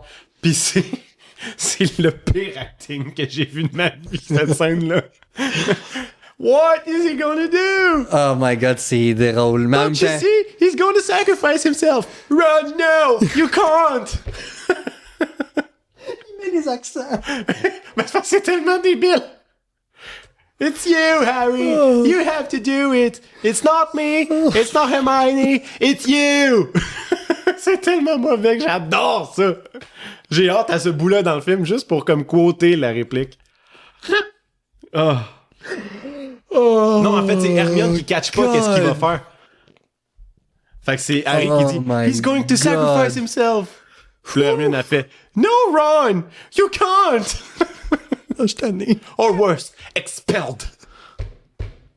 Alright, c'était les films de l'époque qui nous a fait vivre beaucoup. Là, en termes de jeux vidéo, je sais pas, on en a parlé tantôt, toi, t'as joué à des jeux vidéo pas mal, mais je pense pas que t'en as exploré autant que moi parce que j'ai joué, sauf un dans la liste qu'on va dire, à tous les jeux qui est là-dessus. Ça, pas moi. Je les ai pas tous finis, là, mais je veux dire, j'ai joué à littéralement tous les jeux sauf un de cette liste-là. OK. Ça part. Elle est longue. Elle est longue. Je vais aller dans l'ordre de sortie, mettons. À peu près. Duck Hunt sur NES, Nintendo Entertainment System. Excite Bike, Street Fighter, Mortal Kombat, Super Mario World, Zelda A Link to the Past, quel jeu, Mario Kart, Punch-Out, Mike Tyson's Punch-Out aussi, Donkey Kong Country, F-Zero, c'est le seul que j'ai pas joué, Mario 64, Zelda Ocarina of Time, Zelda Majora's Mask, Super Smash Bros, Mario Party 1, 2, 3, Donkey Kong, GoldenEye 007, Diddy Kong Racing, Pokémon Stadium, Tony Hawk Pro Skater 1, 2, 3, Resident Evil 1, 2, 3, Conquer Bad Fur Day. Quel jeu dégueulasse, dans le sens où c'est un jeu qui n'est pas fait pour les enfants, qui ressemble à un jeu fait pour les enfants. C'est un esti d'entourloupe, ce jeu-là. Incroyable. T'as-tu déjà joué? Non. Oh my god. Banjo-Tooie, Banjo-Kazooie, c'est pas mal le même jeu. Crash Bandicoot et Spyro. Ces jeux-là, mon gars, j'en ai abusé, là. Mais tellement... Ah, puis Prince of Persia, que t'avais marqué, qu'il fallait absolument nommer, et Star Wars épisode 3, qui est vraiment hot. Ah ouais. My God! Cette liste de jeux-là, je veux dire, à travers ça, il y a des jeux qui ont fondé le monde des jeux vidéo. Tu sais, on a des jeux là-dedans, des jeux d'aventure, des jeux d'action, des jeux de combat, comme... Street Fighter a déterminé c'est quoi un jeu de combat aujourd'hui. Un jeu arcade de combat. Mortal Kombat, ben on s'entend, je l'ai dit souvent, c'est un des premiers jeux que je me souviens avoir joué de ma vie. Ouais. Super Mario World, c'est le jeu le plus populaire de Super Nintendo. Les jeux de Zelda, je veux dire, ça parle pour soi-même. Les jeux de Zelda font partie des meilleurs jeux que j'ai joué de ma vie. Et Zelda, Ocarina of Time et Majora's Mask font partie des meilleurs jeux de tous les temps. Prince of Persia, la version qu'ils ont faite, en fait, sur la Xbox, première Xbox, PlayStation 2 et GameCube. Cette version-là, en fait, c'était un remake du premier qui était sorti sur la Game Boy, me semble. Ou la SNES. Je suis pas certain de ça. Mais je me souviens que c'était un remake. Quel fucking jeu incroyable. Il y a un vrai remake qui s'en vient de celui-là. On a si hâte. On a si hâte, mais j'ai tellement peur. On a peur de voir ce qu'ils vont faire avec. Parce que c'est Ubisoft. Puis Ubisoft, j'ai vraiment pas beaucoup d'espoir en eux autres. Parce que nous, tout ce qu'on veut, c'est le même jeu plus beau. C'est tout. Mais ça, beau. Merci. J'ai vraiment pas besoin de plus. C'est tout. Je veux revivre ce jeu-là comme je m'en rappelle. Ah ouais. Il y a 20 ans, 21 ans, 22, je sais plus quand c'est sorti. 2003, je pense, ça se peut-tu? Ouais, ça a du sens. Peut-être 2004. Fait que tu sais... J'étais pas au secondaire encore, ça s'en venait. Ouais, moi non plus, je l'étais pas encore. Ouais. Fait que ça fait une vingtaine d'années, là. Ouais, facile. Et ça m'a marqué. Ouais. Donkey Kong Country, je veux dire, j'ai compris c'était quoi l'anxiété dans ce jeu-là. Comme le niveau dans le fucking chariot de métal avec les rails, qu'il faut que tu aies les réflexes de Jedi pour pouvoir sauter, mais il faut que tu sautes au bon moment, parce qu'il faut pas que tu sois trop haut à un moment précis de la map pour pouvoir embarquer sur l'autre rail. Non. Mon petit cœur, là, il aimait pas ça. J'ai fini par le faire, mais comme ça me prenait beaucoup trop d'essais à réussir ces niveaux-là. Je pense que c'est grâce à ce jeu-là que je suis bon dans les Souls-like aujourd'hui. Mes réflexes, là, ça vient de là. Les Souls-like. Les Souls-like. Tu sais, les meilleurs jeux du monde. Là. Passons au suivant. Mario 64, je veux dire, comment qu'on peut pas parler de Mario 64? Tout le monde, même ceux qui n'ont jamais joué, savent c'est quoi. Exactement. Tu l'as dit. Tout le monde qui n'ont pas joué, même ceux qui n'ont pas joué, je veux dire, ils savent exactement c'est quoi. Tu l'as dit, je viens de répéter, c'était cool. Mais c'est le premier jeu fait en 3D qui est un platformer par Nintendo. Mario 64, la console 64, parce que c'est la première console à 64 bits au lieu de 32. Ça a changé la game, cette console-là. Ah ouais. Absolument. Puis comme, ce jeu-là a fucking bien vieilli. Genre, j'ai rejoué, là, quand même 2 ou 3 fois dans les 5 à 10 dernières années, là. Puis ça passe, là. C'est sûr que la manette, j'ai la 64 chez nous, puis la manette, elle rush, mais le feeling de la manette qui rush dans les mains, ça te ramène en arrière, puis ça fait du bien. Avec le fucking M bizarre. Tu sais, la manette la moins bien designée du monde. Ouais. Incroyable, ce jeu-là. Ocarina of Time, c'est mon jeu préféré à vie. Point final. C'est dit. Majora's Mask, qui est sa suite directe. Super Smash Bros, qui est un genre en soi qui a été créé à partir de là. Il y en a eu un par console à partir de ce moment-là. Mario Party, je veux dire, c'est le Monopoly des jeux vidéo. Littéralement, en fait. Là. C'est le Monopoly des jeux vidéo dans le sens où on est content, on a du plaisir, tu m'as volé mon étoile, je t'haïs, je veux te tuer. Ouais. C'est à peu près ça. C'est encore le cas aujourd'hui quand on joue. C'est encore le cas aujourd'hui, puis même avec le nouveau Mario Party Jamboree, mon gars, il est tough. Il est tough. Les maps sont hot, mais c'est tough en esti. Tony Hawk Pro Skater, j'ai découvert le ska à ce moment-là, puis je suis devenu un skater dans ma tête. Je faisais Robbie le skater. Ouais, je faisais du skate. Je tripais. Real Big Fish, très bon band. Pokémon Stadium, je veux dire, c'est j'ai joué le à ça. rêve de tout le monde, là, Pokémon Stadium. J'ai tellement aimé ce Des jeu-là. combats de Pokémon, mon gars. C'était juste ça. Puis il y avait des minigames. Tu te bats tout le temps. Ouais, mais il y avait des minigames. Tu te souviens-tu des minigames? Où est-ce que t'avais des... c'était pas des Clefairy, les gens d'infirmières, là, qu'il fallait que tu fasses des Oui. des plats pis tout. T'avais le gars avec le ouais. Pokémon avec sa langue, fallait que tu manges les plats, mais fallait pas que tu manges les plats empoisonnés. T'avais la course de Ratatat. Ah, c'était tellement cool, ce jeu-là. Incroyable. T'avais les Pikachu qu'il fallait qu'ils boostent une lumière, genre de quoi de même. Incroyable. GoldenEye, je veux dire. Ben, GoldenEye. GoldenEye, là, je sais pas comment le dire autrement. Mais non, mais c'est le... Comment je dirais ça? Je trouve ça drôle parce que j'arrête pas de dire c'est le jeu, tu sais, mais comme... Mais c'est tout le jeu, c'est ça l'affaire. C'est tout le jeu qui a pas mal jumpé la game, je dirais, des first-person shooters. Parce que le premier qui est sorti, si je me trompe pas, c'est Doom. Mais comme GoldenEye 007, premièrement, c'est le film. Deuxièmement, c'est vraiment hot de jouer un agent secret. Puis quand tu mets ça sur pause, puis qu'il monte, ça monte. Tu sais, comme l'animation de tomber dans ton menu de pause, qui monte, ça montre. Puis il y a la toune. C'était malade mental. C'est débile. La soundtrack de ce jeu-là, Ben oui. c'est incroyable. J'ai parlé de Resident Evil vite. Le 1, le 2, le 3, qui ont établi un genre en soi aussi. Horror Survival. Vraiment cool. Conquer Bad Fur Day, comme j'ai dit vite, c'est un jeu qui n'est pas pour les enfants, mais qui a l'air d'un jeu pour les enfants. En gros, t'as pas joué? Non. OK. T'es un petit écureuil, tout cute, que ton but, c'est genre de conquérir le cœur de ta blonde, genre de quoi de même. Puis pour ça, ça te prend des morceaux de miel, genre, que tu peux trouver puis que tu y ramènes. Sauf que tu tombes dans une petite quête fuckée, qu'à un moment donné, tu te bats littéralement contre un caca. Puis pour gagner contre le caca, tu dois lui lancer des rouleaux de papier de toilette dans la bouche. Ah, c'est con. Il y a c'est tellement con. C'est ridicule. Il y a un spot... Attends, là, je me base sur des vieux souvenirs, là. Il y a un spot que, pour pouvoir monter au prochain step, il faut que tu parles à une fleur, mais pour que la fleur bloom, j'ai pas le mot en français. S'épanouisse, mettons. Éclos? Ouais.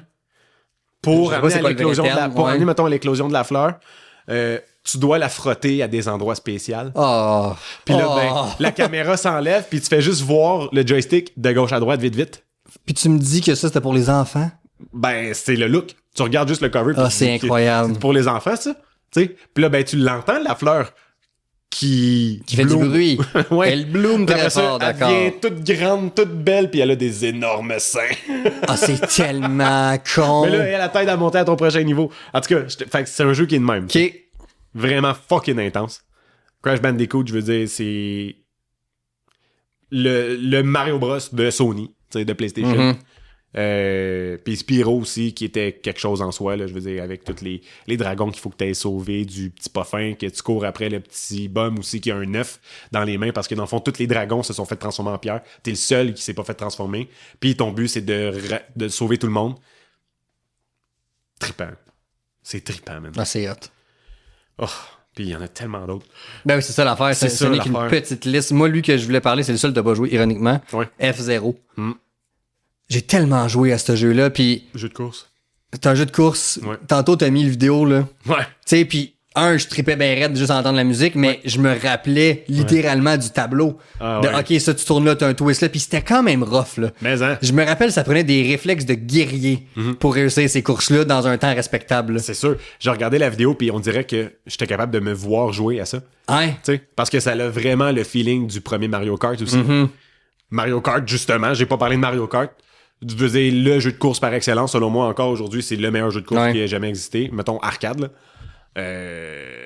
Voyons donc. Puis là, ils sont rendus avec Mario Kart World qui va sortir sur la Switch 2. Ouais. Qui est un open world de Mario Kart. Ça, j'ai hâte de voir. Ouais. Mais c'est pas les premiers à avoir fait un open world de kart. Les premiers, c'est Diddy Kong Racing. Je savais pas ça. Qui est justement dans la liste. Dans le même niveau, tu pouvais rouler avec ton auto. Puis après ça, tu te transformes en bateau. Puis après ça, tu te transformes en avion, genre. Ou ben tu pouvais faire la course. Mettons, toi, on fait la même course, mais toi, t'es en auto, puis moi, j'étais en avion. On n'a pas le même parcours, mais c'est ça. C'était vraiment trippant. Puis, ouais.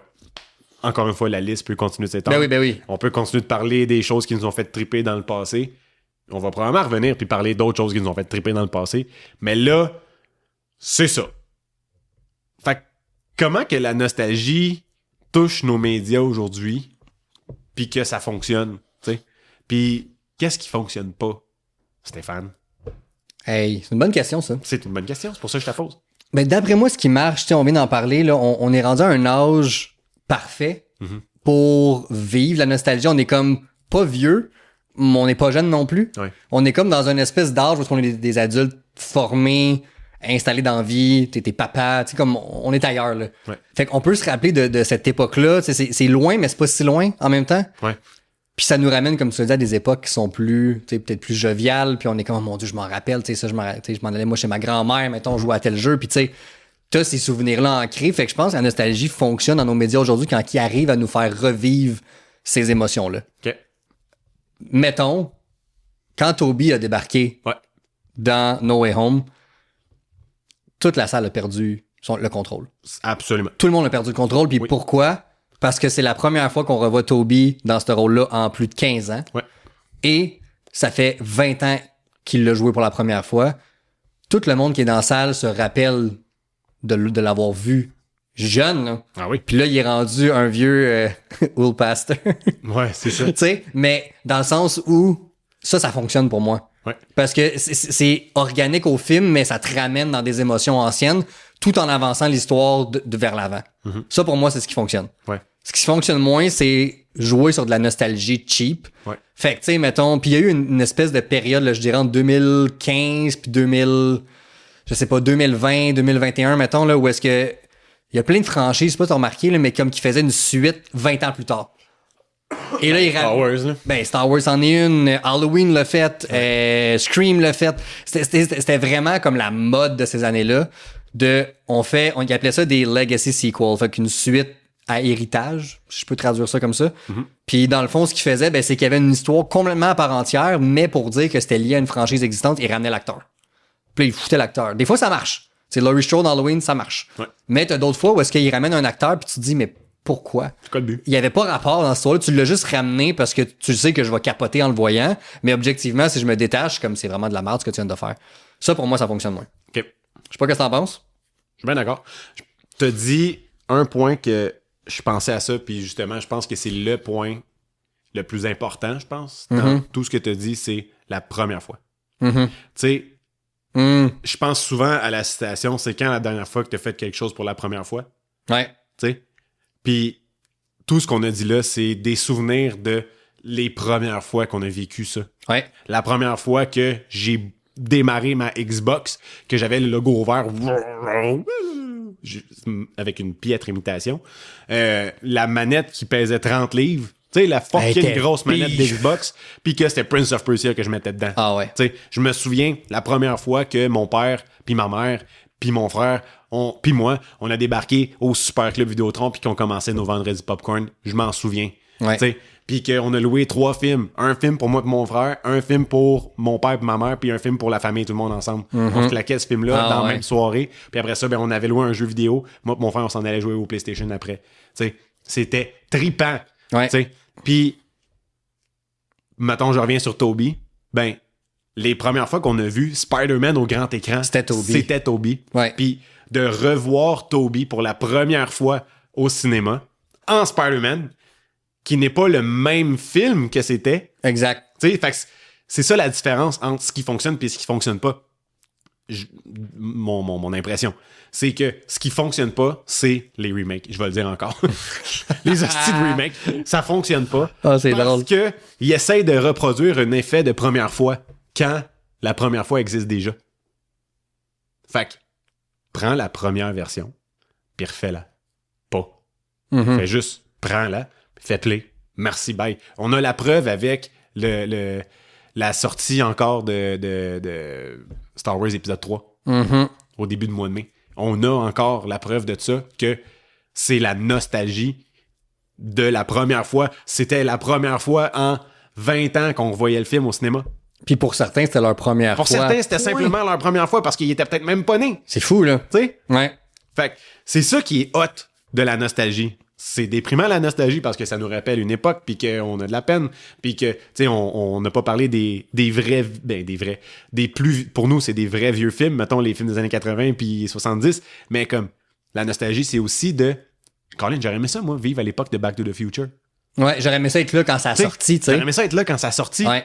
Parce que tu regardes le film, puis tu t'en as parlé tantôt, puis ça l'a encapsulé un moment précis de l'histoire. Mm-hmm. Tu sais. De cette époque-là, pouf, c'est ce film-là. Ouais. Puis c'est ça que je trouve cool avec les films, les séries, les jeux, c'est que c'est vraiment une image d'une époque Exact. lointaine, mais Ouais. quand que je la mets puis que je regarde ma télé, je me retrouve dans cette année-là. Exact. Tu viens de dire Back to the Future. Si je mets le premier, je suis en 1985. Voilà. De par la musique, de par les vêtements, de par tout. La lentille, la caméra, ça te met une texture. Exact. Tu sais, fait que tu te dis, Colin, c'était-tu ça? Le monde, il voyait-tu de même dans ce temps-là, tu sais? Fait que c'est ça, je pense, qui fait que la nostalgie a du succès, puis que c'est vraiment payant. Mais ça l'amène justement un double tranchant parce que les gens veulent de l'argent dans le monde d'aujourd'hui. On peut pas leur en vouloir pour vouloir de l'argent non plus. Non. Mais les gens réutilisent ces propriétés-là Ben oui. encore et encore et encore et encore pour essayer d'aller sucer le sang le plus possible Ouais. de ce qu'ils peuvent. Cette phrase-là n'a aucun sens. Mais pour aller tirer le plus de jus possible, dans le fond, de cette propriété-là, qui est, selon moi, de la grosse paresse. Je dis ça, puis j'en produis pas des films, mais comme j'en consomme, puis des jeux vidéo aussi, puis j'en consomme, puis des émissions. Mais, je veux dire, à un moment donné, j'ai regardé le film, c'était un film, hein, d'ailleurs, La Fontaine de Jouvence. Ouais, je sur Apple sais. TV+. Ouais, On a effectivement. réalisé les deux cette semaine. On s'excuse pour la petite bévue du dernier épisode. Ça arrive, on peut pas être parfait tout le temps. Puis, j'allais regarder le film, puis c'est un mauvais Indiana Jones. Il est pas bon, le film. Tu sais, je disais, en plus de ça, dernier épisode, que genre, oui, je suis vendu à Apple, puis c'est pas parce que je suis une pute à Apple que genre, je fais les éloges de leurs émissions, mais j'ai pas peur de dire quand c'est pas bon. Puis ce film-là, c'était pas bon. Tu sais, c'est un mauvais Indiana Jones, là. Mm-hmm. Puis t'es la deuxième personne qui me dit ça. Ah ouais? Ouais. Fait que, voilà. Tu sais.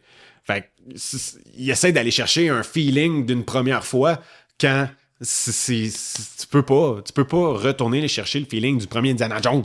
Non. Tu peux pas. Si tu veux aller rechercher le feeling du premier Indiana Jones, regarde le film. Ouais.